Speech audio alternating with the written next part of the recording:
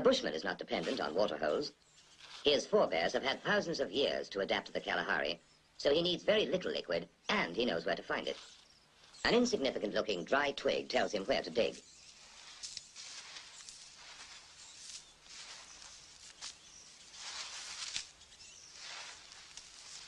Anyone else would die of thirst in a few days in this treacherous desert that doesn't look like a desert, but he can survive for months on end.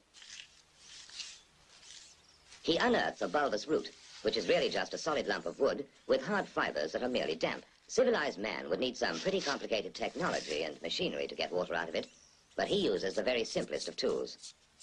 His scraper is a stick that has been split to give it a sharp edge, and he produces some dry-looking shavings. But you take a handful, point your thumb at your mouth, squeeze very hard, and wait for it.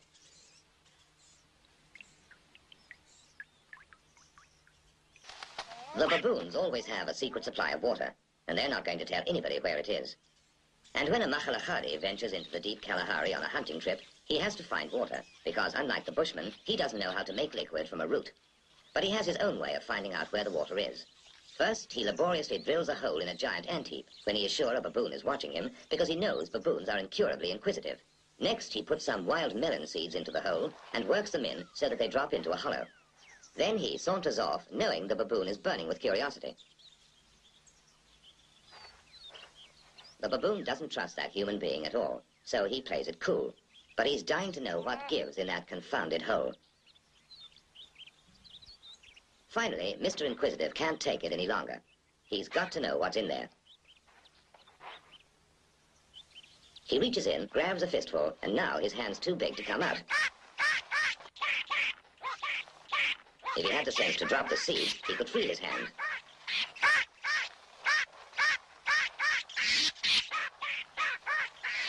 Now he lets go when it's too late.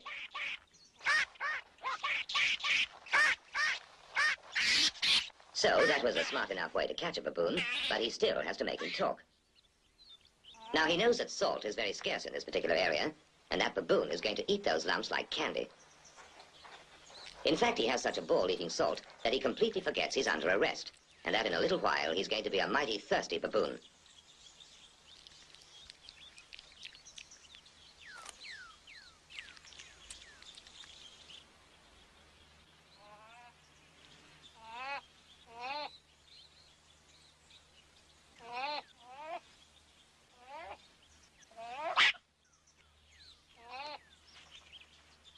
Next morning, the Makhalahari goes to have a closer look to see whether his prisoner is ready to talk.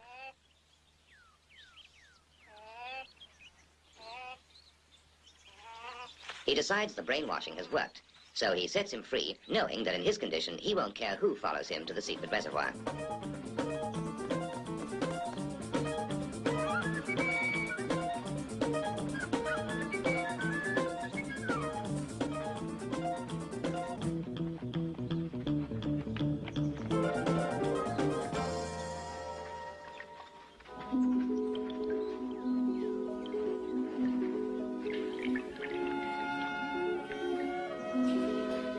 The Makhalahari has no eyes for the beauty of the setting.